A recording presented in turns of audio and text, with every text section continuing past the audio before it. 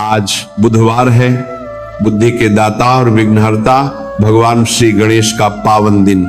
क्या आप जानते हैं कि एक मुट्ठी दुर्वा और गणेश जी की एक छोटी सी कथा कैसे एक दरिद्र व्यक्ति को राजा और एक अहंकारी राजा को रंक बना सकती है? जय श्री कृष्ण भक्तों, स्वागत है आपका आपके अपने चैनल श्याम भक्ति शॉर्ट्स पर।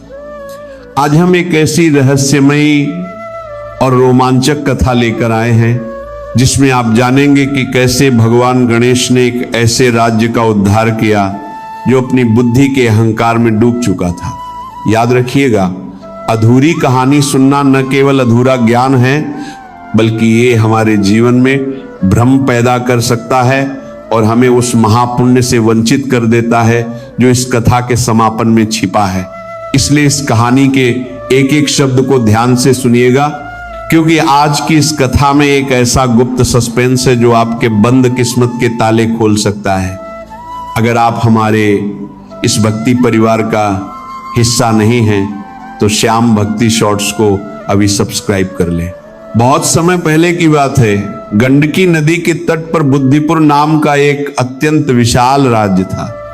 इस राज्य की विशेषता ये थी कि यहाँ के लोग अत्यंत विद्वान थे, परंतु उनका वही ज्ञान अब उनके अहंकार का कारण बन चुका था।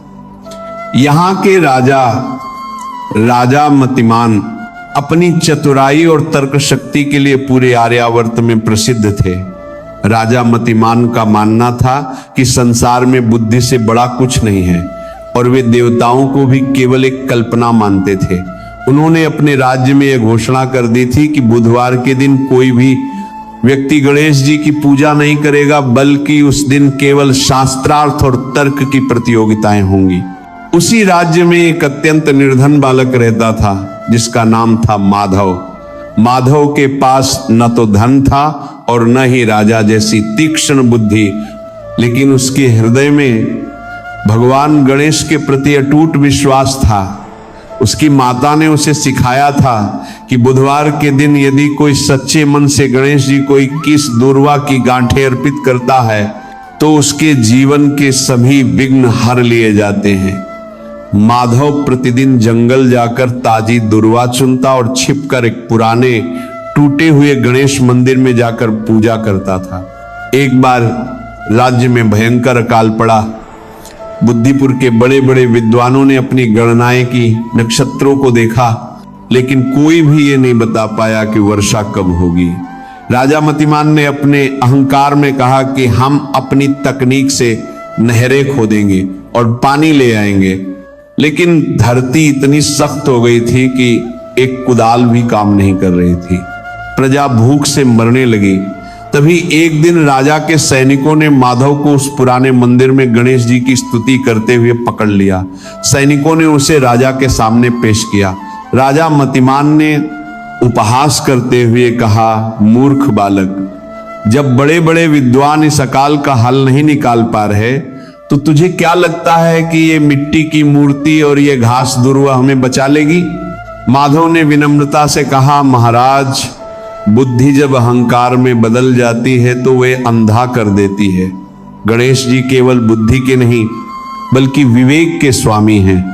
यदि आप आज बुधवार के दिन पूरे राज्य में गणेश पूजन का आदेश दें और स्वयं अपने हाथों से दूर्वा अर्पित करें तो विघ्नहर्ता अवश्य दया करेंगे।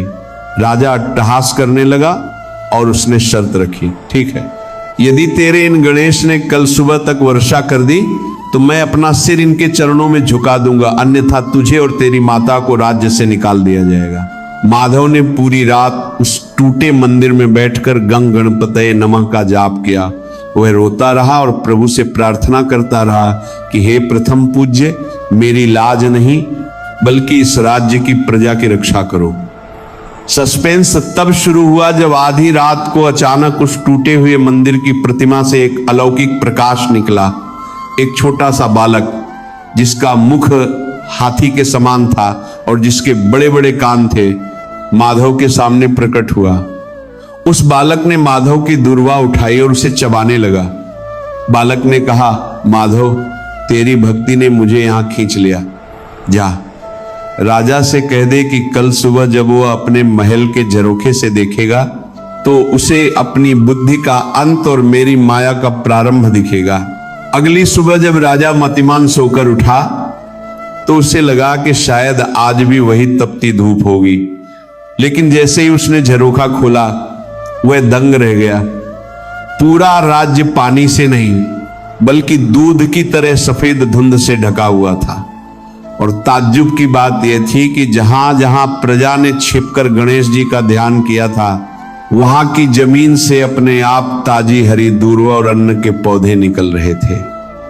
राजा ने देखा कि उसके महल की स्वर्ण की दीवारें मिट्टी में बदल रही थी, जबकि माधव की फटी हुई झोपड़ी सोने की चमक रही थी। राजा समझ गया कि यह किसी तर्क या विज्ञान का काम नहीं बल्कि उस शक्ति का चमत्कार है जिसे उसने नकारा था। वह नंगे पैर दौड़ता हुआ उस पुराने मंदिर पहुंचा। उसने देखा कि माधव वहां बेहोश पड़ा था और उसके हाथ में वही 21 दूर्वा थी जो उसने चढ़ाई थी। राजा ने माधव के पैर पकड़ लिए और फूट फूट कर रोने लगा। जैसे ही राजा के आंसू माधव के पैरों पर गिरे, आकाश में गर्जना हुई और मूसलाधार वर्षा होने लगी। लेकिन यह वर्षा केवल पानी की नहीं थी। कहते हैं कि उस दिन वर्षा के साथ साथ राज्य के हर सूखे कुएं में धन और अनाज भी भर गया। बुधवार की उस घटना ने राजा मतिमान को पूरी तरह बदल दिया। उन्होंने अपनी बुद्धि का अहंकार त्याग दिया और विघ्नहर्ता के परम भक्त बन गए। उन्होंने राज्य के उस पुराने मंदिर की जगह एक विशाल स्वर्ण मंदिर बनवाया और यह नियम बनाया कि हर बुधवार को राज्य का खजाना गरीबों के लिए खोला जाएगा। माधव को राज्य का प्रधान सलाहकार बनाया गया, क्योंकि राजा ने सीख लिया था कि सबसे बड़ी बुद्धि वही है जो ईश्वर के चरणों में झुकी रहे। भक्तों, श्याम भक्ति शॉर्ट्स की यह कथा हमें सिखाती है कि बुधवार का दिन केवल काम शुरू करने का नहीं बल्कि अपने अहंकार को गणेश जी के चरणों में अर्पित करने का दिन है। जो भी मनुष्य बुधवार के दिन इस कथा को सुनता है उसके मार्ग में आने वाले बड़े से बड़े पहाड़ जैसे विघ्न भी दुर्वा की तरह हल्के हो जाते हैं। अगर आपको भगवान गणेश पर विश्वास है तो कमेंट में गणपति बाप्पा मोरैया जरूर लिखें और चैनल को सब्सक्राइब करना ना भूलें ताकि आपकी भक्ति की डोर कभी ना टूटे। आज की यह कथा यहाँ संपन्न होती है, लेकिन गणेश जी की कृपा आप पर हमेशा बनी रहे।